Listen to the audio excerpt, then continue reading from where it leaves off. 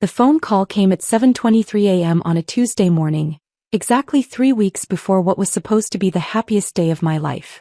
I was sitting in my modest apartment sipping coffee and reviewing quarterly reports for Phoenix Hospitality Group, my $2.8 billion empire that my family knew nothing about. "Emma, we need to talk." Dad's voice was stern, businesslike. "Come to the house. Now." I knew this wasn't good. Dad only used that tone when he was about to deliver what he considered important family decisions. The kind where everyone else had already been consulted except me. 20 minutes later, I walked into the familiar living room of my childhood home. Mom sat rigid on the leather sofa, her lips pressed into a thin line. Dad stood by the fireplace like he was addressing a board meeting. My younger sister Jessica lounged in the armchair, scrolling through her phone with that smirk she'd perfected since high school. "Sit down, Emma," Dad commanded, not looking at me. I remained standing. "What's this about?" "Your wedding." Mom's voice was ice cold. "We've made a decision." My heart started racing, but I kept my expression neutral. "What kind of decision?" Dad turned to face me, his jaw set. "We're not paying for this circus anymore." The words hit like a slap. "Excuse me." "You heard me." He crossed his arms.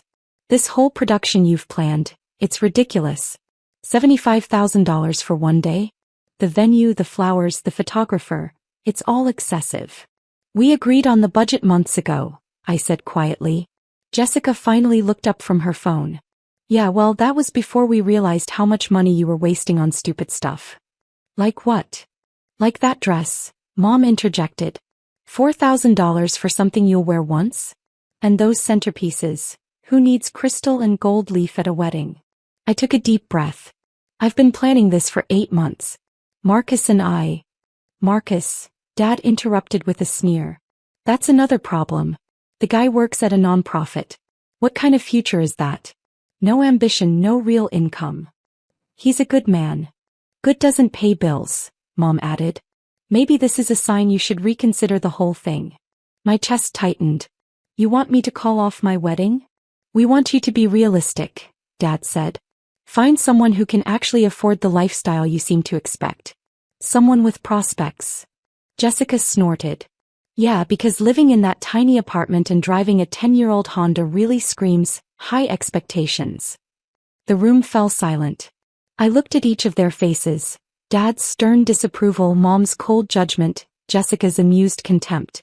These people had raised me, supposedly loved me, and now they were dismantling the most important day of my life like it was a failed business venture. "So what exactly are you saying?" I asked. Dad walked to his desk and pulled out a folder. "I've already called the venue. Cancelled everything. The deposits are forfeited, but at least we're not throwing away the full amount." My stomach dropped. "You cancelled my wedding venue?" "Our name was on the contracts," Mom said matter-of-factly. "Legally we had every right." "The caterer too," Jessica added helpfully. "And the photographer." "Oh, and the florist." I stared at them in disbelief. "You cancelled my entire wedding without telling me?" "We're telling you now," Dad said. "Consider it a favor. You'll thank us later when you find someone more suitable." "Someone who can afford you," Mom repeated. The room spun slightly. 8 months of planning. The dress I'd fallen in love with. The photographer we'd interviewed 6 different candidates to find. The menu Marcus and I had spent hours perfecting. The flowers that reminded me of my grandmother's garden. All of it, gone. "I can't believe you did this," I whispered. "Believe it," Dad said. "And next time maybe think before you plan something so far beyond your means." I looked at my family one more time. Dad, the successful investment banker who'd built his reputation on calculated risks. Mom, who'd married him for his money and spent 30 years perfecting the art of looking down on people. Jessica, who'd never worked a day in her life but somehow felt qualified to judge everyone else's choices. "Understood," I said simply. The word hung in the air. They'd expected tears, arguments, pleading. Instead I gave them nothing. "Good," Dad said, clearly pleased with himself. "Now you can focus on finding someone more appropriate. Someone who won't embarrass the family," Mom added. I nodded and walked toward the door. "Emma," Jessica called out. "Don't be dramatic about this. It's for your own good." I paused with my hand on the doorknob. "I'm not being dramatic. I'm being practical." And I left. The drive back to my apartment was surreal. 23 years old, MBA from Northwestern, secretly running a hospitality empire worth $2.8 billion. And my parents had just canceled my wedding because they thought I couldn't afford it. The irony was breathtaking. I'd built Phoenix Hospitality Group from nothing, starting with a single property I'd purchased at 19 with money I'd made developing apps in college. 4 years later, I owned 17 luxury venues across 3 states, including the Grandmont Estate, the exact venue where my wedding was supposed to take place. My parents had no idea their daughter owned the most exclusive wedding venue in the city. They thought I was just another struggling graduate living paycheck to paycheck. I'd let them think that. It was easier than explaining how I'd turned a coding hobby into a tech company, sold it for $12 million, and immediately invested everything into real estate. Easier than describing the 18-hour days I'd worked to build something from scratch while they assumed I was just figuring things out. But now they'd crossed a line. I pulled into my apartment complex and sat in my car for a moment, thinking. My phone buzzed with a text from Marcus. Hey babe, just confirmed final headcount with the caterer. 127 guests. Can't wait to marry you in 3 weeks. Red heart. My heart broke a little. Marcus had no idea what had just happened. He was probably at his office right now, excited about our future, completely unaware that my family had just blown up our wedding. I needed to call him, but first I had a few other calls to make. I dialed my assistant's number. Sir, it's Emma. I need you to pull the Grandmont contracts immediately. The Grandmont Estate? Your wedding venue. Yes. And I need you to review the cancellation policies we have in place for deposits. There was a pause. Emma, is everything okay? Everything's fine. I just need to understand our options for unusual circumstances. Of course. I'll have everything ready in an hour. Thank you. My next call was to my head of legal. David, it's Emma. Hypothetical question. If someone canceled a booking at one of our venues using forged authorization, what would our legal recourse be? Well, that would be fraud. We'd be looking at potential criminal charges, plus civil damages. Why? Just curious about our protections. Can you send me the specific statutes? Absolutely. I mean, you sound stressed. Is Phoenix Hospitality facing some kind of legal challenge? Nothing like that. Just being thorough. After I hung up, I sat in my car and allowed myself exactly 60 seconds to feel the full weight of what had happened. The betrayal, the humiliation, the casual cruelty of people who were supposed to love me unconditionally. Then I got out of the car and went upstairs to plan my response. The next morning, I was reviewing property reports when my phone rang. Unknown number. Hello. Emma. Emma, what the hell is going on? It was Dad and he was screaming. Good morning to you too, I said calmly. The venue just called me. They're saying they can't refund our deposits because the owner, personally canceled our refund. They're saying you canceled it. I took a sip of my coffee. That's interesting. Interesting? Emma, this is $7,500 we're talking about. They're saying the owner specifically requested that the Martinez family receive no refund under any circumstances. Don't me. What did you do? Did you call them and complain? Did you cause some kind of scene? I didn't cause any scene, Dad. Then why are they saying this? The venue manager kept talking about direct orders from ownership and non-negotiable policies and, Emma, what the hell did you tell them? I leaned back in my chair. Through my office window, I could see the Grandmont Estate in the distance, its elegant grounds sprawling across 40 acres of pristine lakefront property. I didn't tell them anything they didn't already know, I said. That's not an answer. Emma, you need to fix this right now. Call them back and straighten this out. I don't think I can do that. What do you mean you can't? The owner's decision is final. There was a long pause. Emma, how do you know what the owner decided? Lucky guess. This isn't funny. We need that money back. Do you have any idea how much $7,500 is? I almost laughed. Dad was having a breakdown over $7,500 while sitting 3 miles away from my corporate headquarters, where I'd signed a $340 million acquisition deal just last week. It's probably not that much money to the owner, I said. I imagine they make that in about 6 minutes. Emma, what are you talking about? How could you possibly know? His voice cut off abruptly. Dad? You still there? Emma. His voice had changed. Quieter now, uncertain. Emma, what's the name of the company that owns the Grandmont estate? Why do you ask? Just tell me. Phoenix Hospitality Group. Silence. Dad. Emma, what's your last name? Legally, it's still Martinez. But professionally, I go by Emma Phoenix. The phone was so quiet I thought he'd hung up. Dad, are you Emma Phoenix? You're Emma Phoenix. That's right. The Emma Phoenix? The one who built. Oh my God. Oh my God. I heard him calling to Mom in the background. Margaret, get in here right now. What's wrong, Richard? Mom's voice was distant but audible. Emma's Emma Phoenix. What are you talking about? Emma Phoenix. The businesswoman. The one who bought the Riverside Mall. The one who owns half the venues in the city. That's our Emma. I heard Mom gasp. Emma. Dad's voice was back, shaky now. Emma, sweetheart, there's been a misunderstanding. Has there? Yes. A huge misunderstanding. We had no idea you were so successful. Why didn't you tell us? You never asked. But Emma, we assumed. You assumed I was a failure. Not a failure. Just struggling. Like most people your age. Most people my age don't own $2.8 billion in real estate assets. I heard something crash in the background. Probably Mom fainting.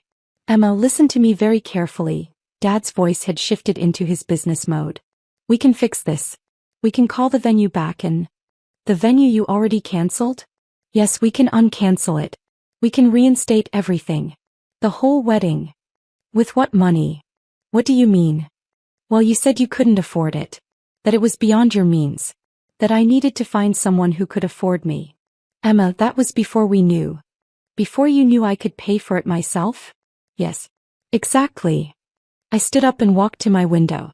Down below, I could see the Grandmont Estates event coordinator setting up for a corporate retreat. My corporate retreat. Dad, let me ask you something.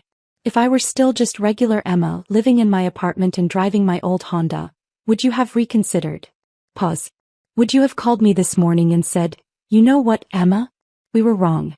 We love you and want you to be happy regardless of money? Longer pause. Emma. Would you have apologized for humiliating me in front of Mom and Jessica? For canceling the most important day of my life without even discussing it with me first? Emma, please. The answer is no, Dad. You would have let me stay heartbroken and weddingless, and you would have felt good about it. Responsible. Like you taught me a valuable lesson about living within my means. That's not. We were trying to help. You were trying to control me. Just like you've always done. I heard Mom's voice in the background. Give me the phone. Emma, honey, it's Mom. Sweetheart, there's been a terrible miscommunication here. Has there? Yes.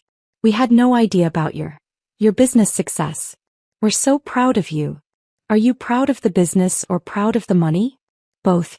Emma, you're our daughter. We've always been proud. Yesterday you told me to find someone who could afford me.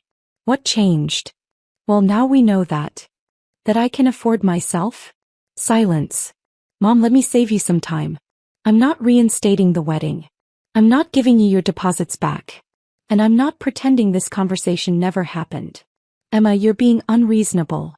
I'm being exactly as reasonable as you were yesterday. I heard Jessica's voice in the background. Is she serious? She's actually not giving us the money back. Put Jessica on the phone, I said. Emma, I don't think. Put her on. Fine. Here's Jessica. Hey, Emma.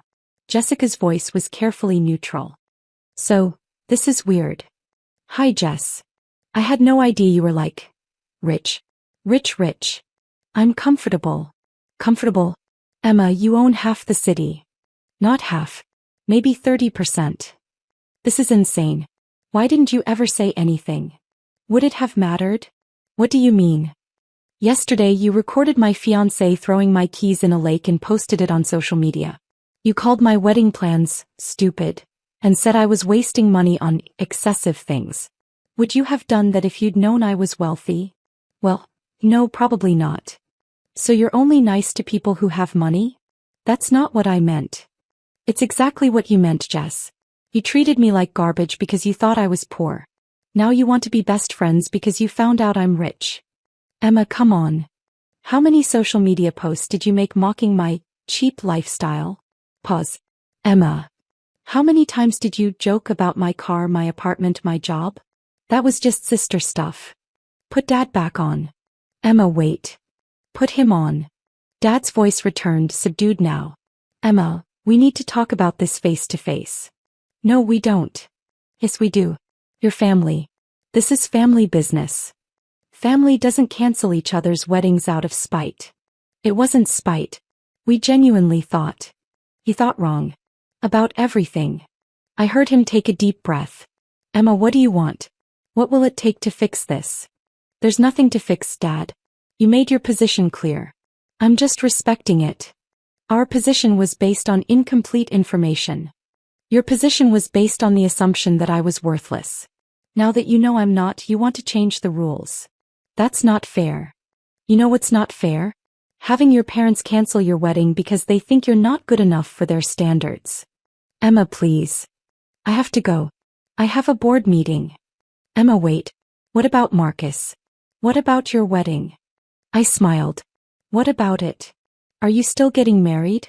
Of course. Where? Same place. Same date.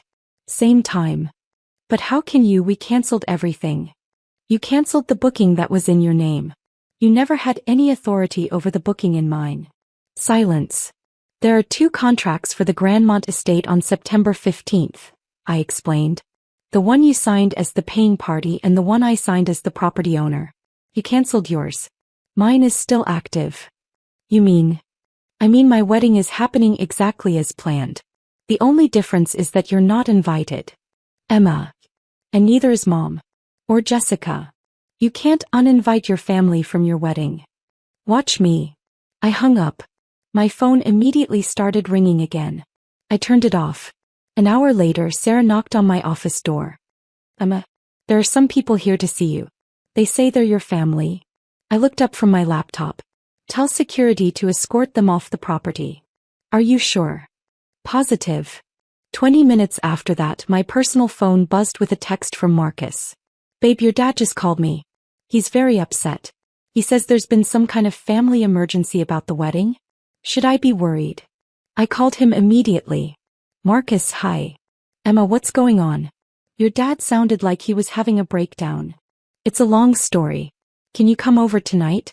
I need to tell you something. Of course. Are you okay? I'm better than okay. I'll explain everything. That evening I told Marcus the whole story. About Phoenix Hospitality Group. About the $2.8 billion empire I'd built in secret. About my family's betrayal and their frantic attempts to backtrack once they learned the truth. He listened without interrupting, his expression cycling through confusion, amazement, and finally anger. They canceled our wedding because they thought you were poor? He said finally. Essentially, yes. And now they want back in because they found out you're wealthy? That's the general idea. He shook his head. Emma, that's horrible. I'm sorry I never told you about the business. I wanted to be sure you loved me for me, not for what I could provide. Are you kidding? I'm not upset about the money. I'm upset about how they treated you. He took my hands. Emma, you're getting married in 3 weeks. You should have your family there. They made their choice. People make mistakes. This wasn't a mistake, Marcus. This was who they really are when they think no one important is watching. He was quiet for a moment. What do you want to do? I want to marry you at the Grandmont estate, surrounded by people who actually care about us.